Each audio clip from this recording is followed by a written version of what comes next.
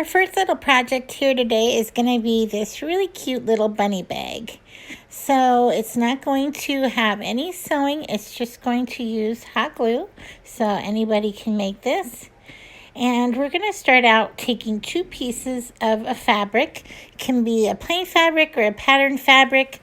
We're just going to need two pieces the exact same size as you can see here with this red patterned one. And then you're going to want a lighter colored one for the bunny silhouette. And I made this a little bit harder on myself because this fabric I had is very lightweight. So I had decided I was probably going to need to double it up to make it stand out a little better against the red fabric. And so if you've got just some heavier fabric, you can just do one. You wouldn't have to make two of the bunny silhouettes and glue them together like I did. So now after I got the bunny cut out, and I just took a pattern off of Google and printed it out and then used it as a stencil. Now I'm going around and taking some of that fringy thread the thread off to make it fringy around the edges. And then I'm just going to start gluing.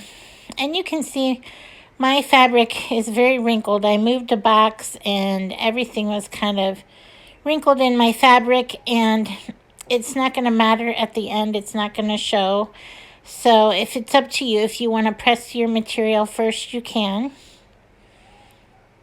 And I just went up the three sides. You're going to make it like a bag. So the top will be left open.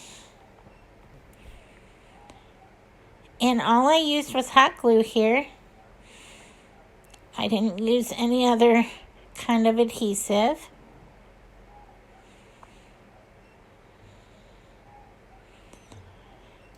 And then I'm going to make that second copy of my rabbit. I just laid it on top and cut around another one and then trimmed it up. But like I said, you can save yourself the step of making a second one if you have a heavier fabric. And I was just using what I had on hand. And this red fabric I had, both of these fabrics I got for free. And I have this red fabric on a lampshade in my living room. And so that's kind of why I went with the red. But you can use any kind of spring colors, any fabrics you want. So here I'm just gluing together the two pieces of the rabbit that I cut out.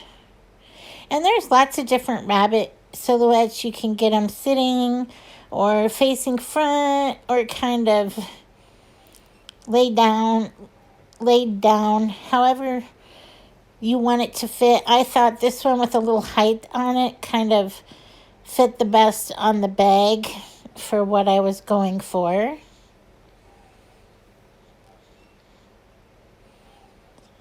And you just, when you cut out your bag size, you want to make sure that you've got it high enough so that the rabbit template can fit on it, and you still got enough up top. We're going to bunch together the top and tie it off, and so you're going to want to have enough fabric up there to do that. You'll see what I mean here in a minute. I'm just getting that trimmed up. And then I'll just hot glue him on right there. So this is a quick and easy little project, and you can make different sized ones. They'd be cute kind of in a grouping as well.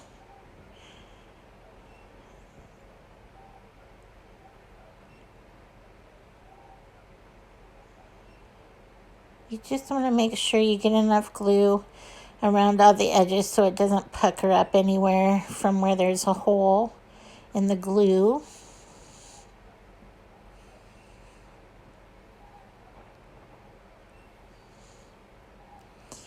And now we're going to stuff the bag with some filler. You can use like polyfill, or you can use stuffing from old stuffed animals. You can use grocery bags. It'll sound a little crunchy, but it works if it's just going to be sitting somewhere. So whatever you have on hand, This fiberfill was the only thing I had to buy for this project, and I didn't use very much of it, so it was very inexpensive. After you get it filled how you want, then I'm going to just cut off this piece of burlap, and I don't even know where it came from, or I think I have it in a box of scraps my mom gave me of things she had. And I'm just going to cut down a width that I think looks right and then tie it off on the top. And I'm going to leave it real rustic looking and distressed. It's got some frayed edges, and I'm just going to leave all that on there and cut off these ends. And that's all I did for this.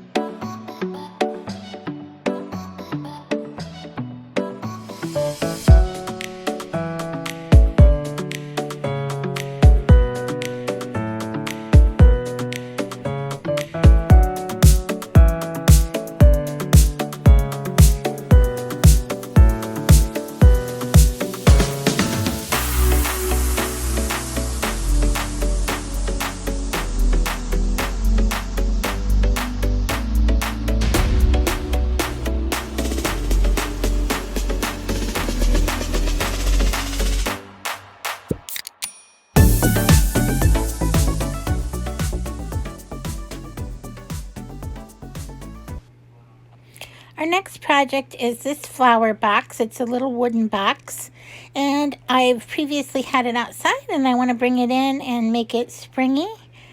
So I'm just going to clean it up good with some wipes, and there was a decoupage picture on the front, and it was stuck on good and very difficult to get out. So I just took off the peeling parts that I could get off because it's going to be covered anyway. I got this box for $1.99 at a thrift store, and it's just so cute. I'm going to now use a coat of this sage paint from Folk Art. It is a chalk paint, and I only ended up doing one coat on this because the back was the only side that hadn't been previously painted, and so I just kind of went over it quick and did a thick coat on it. But the rest of it, I just needed one coat on. And I painted the whole thing.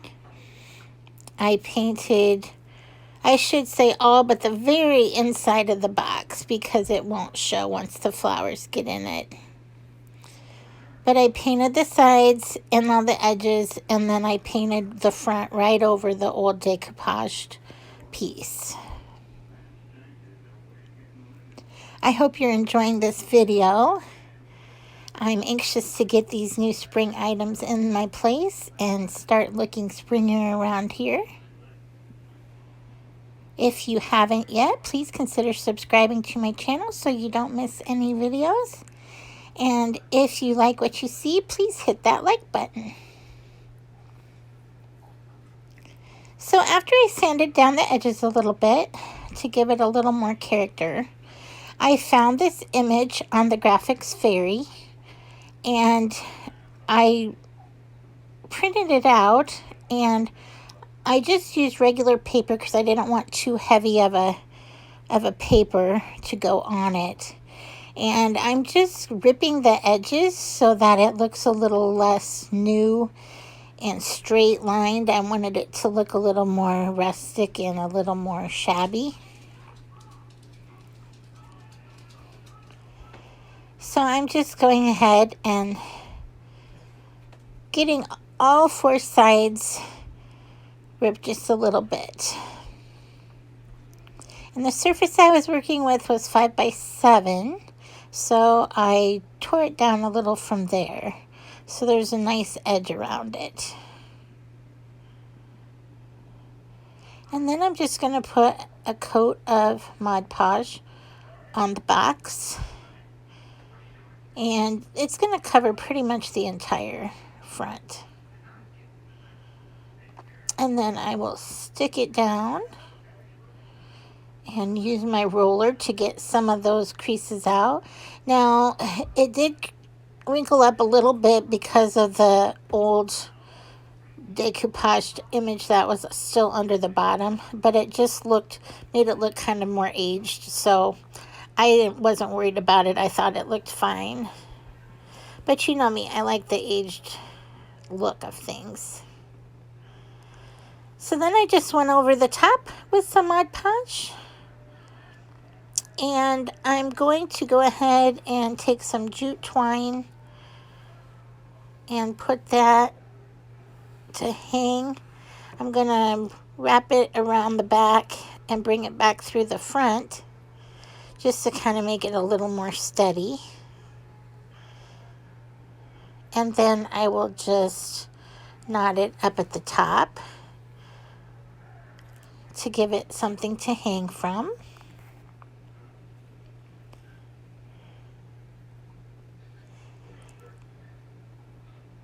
And like I said, I've used this outside, so if you find a piece like this, you know, that you want to use outside, I would definitely use this like on my covered patio. I don't think I'd put it out in the actual elements, but it'd be great on the porch.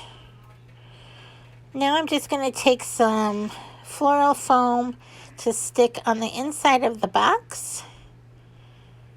And I'm going to use that just to help secure a couple hydrangea pieces that I'm going to put in.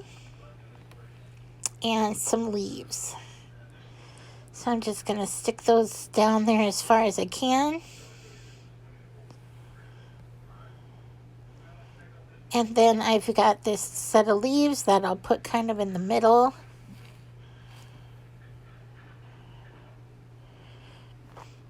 And that's all I ended up doing to this piece. It really came out really nice. I love it with my curtains and everything in my living room.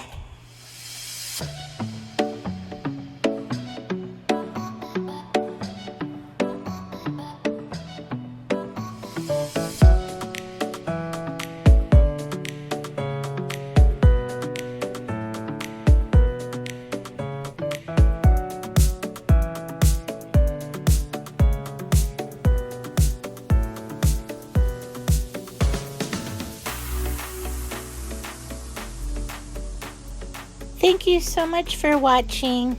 I appreciate you, and we will see you next time.